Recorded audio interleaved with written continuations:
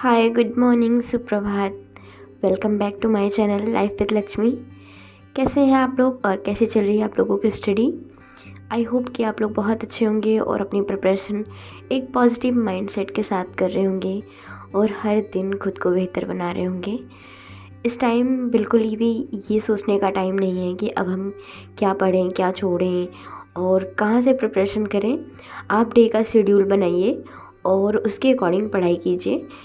बहुत सारे रिसोर्स पड़े हुए हैं यूट्यूब पे भी, और आपने अगर डीएलएड कर रखा है और सीटेट क्वालिफाई है तो ऑलरेडी आपके पास जो भी नोट्स हैं आप उससे प्रिपरेशन कीजिए और बिना टाइम वेस्ट किए, क्योंकि 1 महीने का टाइम है और इसमें अगर आप अपना बेस्ट कर ले जाते हैं तो ये एग्ज़ाम आप क्वालिफाई कर लेंगे।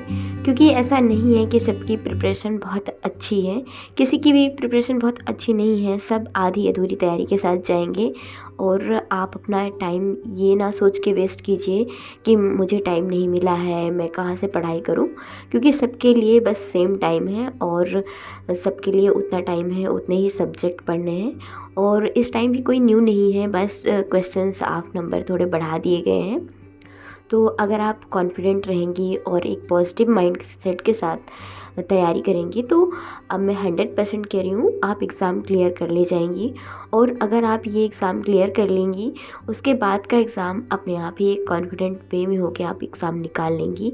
तो अभी आप बिना किसी चीज़ की परवाह किए हुए, बिना घर के कामों को किए हुए, थोड़ा बहुत जो भी इम्पोर्टेंट है आप उन्हीं कामों को कीजिए और बाकी कामों को 1 महीने के लिए अवॉइड कीजिए। क्योंकि ये सर्दियों का टाइम है और अगर आप अपना ज़्यादा से ज़्यादा टाइम काम को देंगी तो डे का बहुत ज़्यादा टाइम बीत जाएगा और फिर आपको यही रिग्रेट रहेगा, काश मैंने अपना 100% दिया होता तो शायद मैं ये एग्ज़ाम निकाल ले जाती। और मे बी इस बार पैटर्न न्यू है तो क्वेश्चंस भी उतने ज़्यादा डिफ़िकल्ट नहीं रहेंगे। तो इस बार आप अपना 100% दीजिए, बाकी देखा जाएगा जो भी होगा।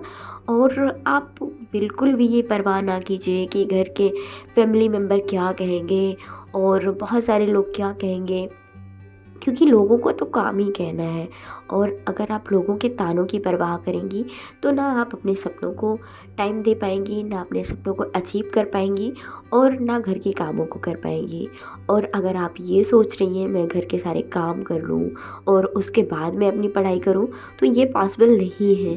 क्योंकि जब आप घर के बहुत सारे काम कर लेती हैं तो आपका माइंड और आपकी बॉडी दोनों थक जाते हैं और फिर वो पढ़ाई करने के लिए रेडी नहीं रहते। तो अगर आपको पढ़ाई करनी है तो आपको फर्स्ट प्रायोरिटी पर अपनी पढ़ाई रखनी होगी, उसके बाद घर के कामों को करना होगा। और छोटे छोटे स्लॉट्स बनाएं जिसमें घर के काम रखिए और पढ़ाई रखिए। इससे आपकी पढ़ाई ब्रेक भी नहीं होगी और आपको अपने पढ़ाई से थोड़ा सा टाइम भी मिल जाएगा, क्योंकि कंटिन्यू कोई नहीं पढ़ सकता। और इस तरह से आप अपने काम को और अपनी पढ़ाई को दोनों को मैनेज कर सकती हैं।